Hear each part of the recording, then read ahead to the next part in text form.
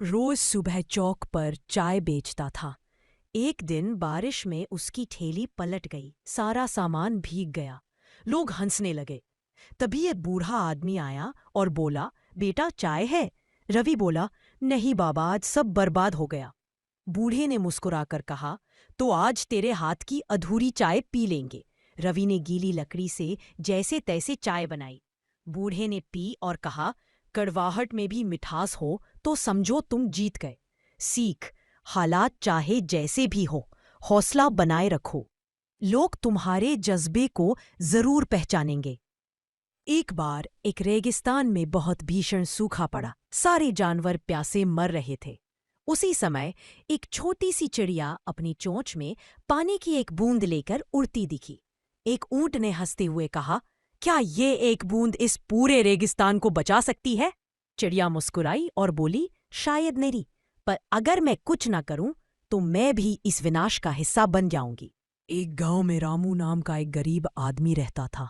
उसकी झोपड़ी की छत टूट चुकी थी, लेकिन उसके पास उसे ठीक कराने के पैसे नहीं थे।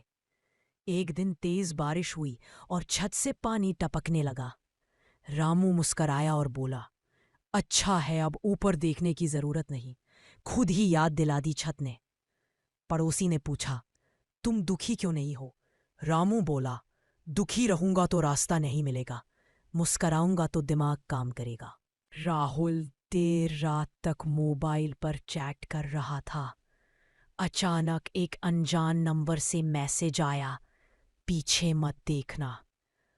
वो हंस पड़ा, सोचा कोई मजाक कर रहा है। फिर दूसरा मैसेज आया, अब भी मत देखना, मैं जमीन पर बैठा हूं। राहुल का दिल धड़कने लगा। उसने कमरे की लाइट जलाई, लेकिन वहां कोई नहीं था। तभी तीसरा मैसेज आया, तूने लाइट जलाई, पर मैं अब तेरे बिस्तर के नीचे हूं। राहुल कांपते हुए बाहर भागा, लेकिन जैसे ही दरवाजा खोला, वहां उसकी खुद की लाश लटकी हुई थी। फोन में आखिरी मैसेज चमक रहा था, अब तू मेरी जगह ले चुका है। सीख अगर देनी हो तो कुछ दरवाजे ऐसे होते हैं जिन्हें कभी खोलना नहीं चाहिए। एक लड़का अपने दादाजी के पास गया और बोला, दादाजी, मुझे लगता है मैं किसी काम का नहीं, कोई मेरी कदर नहीं करता। दादाजी मुस्कुराए और बोले, ये लो, ये 100 साल पुराना सिक्का है। बाजार जाओ और पूछो इसकी क्या कीमत है, लेकिन बेचना मत। लड़का बाजार गया। एक दुकानदार बोला, ये तो पुराना है, 10 रुपये दूंगा। दूसरे ने कहा, 5 रुपये से ज्यादा नहीं दूंगा। फिर वह सिक्का लेकर एक पुराने सिक्कों के कलेक्टर के पास गया। कलेक्टर ने देखा और कहा, ये तो बहुत कीमती है, मैं 5,000 रुपये दूंगा।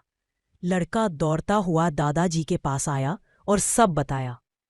दादाजी बोले, बिल्कुल वैसे ही बेटा, तुम्हारी कीमत हर किसी को नहीं समझ आएगी।